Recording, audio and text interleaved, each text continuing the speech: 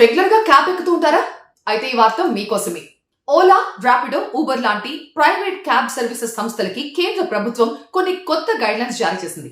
అవేంటంటే, ఇకపై P cards లో ఉన్న బేసిక్ చార్జెస్ కంటే కూడా 2 రెట్లు ఎక్కువ వసూలు చేసుకునే వెసులుబాటు కల్పిస్తోంది. కానీ మీరు ప్రయాణించే దూరం గనక 3 కిలోమీటర్ల కంటే తక్కువ ఉంటే ఈ పెరిగిన చార్జెస్ మీకు వర్తించవు. ఆఫ్ పీక్ అవర్స్ అంటే రద్దీ లేని సమయాల్లో ఉన్న బేసిక్ ప్రైస్ కంటే కూడా 50% చార్జెస్ ని తగ్గించాలని కూడా కేంద్ర ప్రభుత్వం చెప్తోంది. దీన్నే డైనమిక్ ప్రైసింగ్ అంటారు.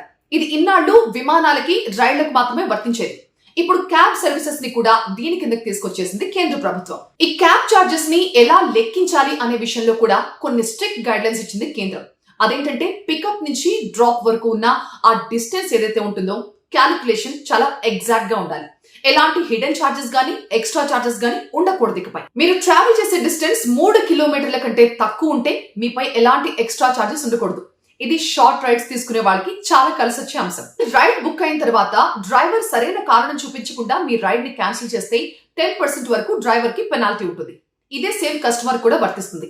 సరైన కారణం చూపించకుండా రైడ్ ని క్యాన్సిల్ చేస్తే కస్టమర్ కూడా 10% పెనాల్టీ కట్టాల్సి ఉంటుంది. 3 కిలోమీటర్ల లోపు డెడ్ మైలేజ్ కి కస్టమర్ నుంచి ఎలాంటి రుసుములు వసూలు చేయకూడదు.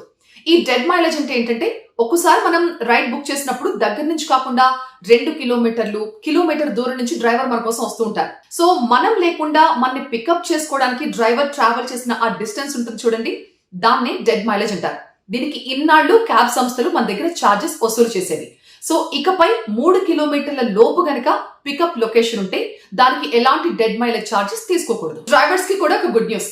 ఇకపై ఈ క్యాబ్ సర్వీసెస్ సంస్థలన్నీ కూడా తమ దగ్గర పనిచేస్తున్న డ్రైవర్స్ కి 5 లక్షల హెల్త్ ఇన్సూరెన్స్, 10 లక్షల టర్మ్ ఇన్సూరెన్స్ చేయించాల్సిందే అని కేంద్రం చెప్తోంది. ఇది డ్రైవర్లకి ఒక భద్రత, వాళ్ళ కుటుంబాలకి ఒక భరోసానిస్తుంది. ప్రయాణికులకి తక్కువ ఖర్చుతో వేగంగా సేవలు అందించేందుకు ఈ ప్రైవేట్ బైక్ ట్రాన్స్పోర్టేషన్ కి కేంద్ర ప్రభుత్వం అంగీకారం తెలిపింది. ఓలా బైక్, అలాగే ర్యాపిడో వంటి బైక్ టాక్సీల వినియోగం ఇకపై మరింత విస్తరించబోతోంది. దీనివల్ల ట్రాఫిక్ సమస్యలు కూడా కొంతవరకు తగ్గొచ్చు.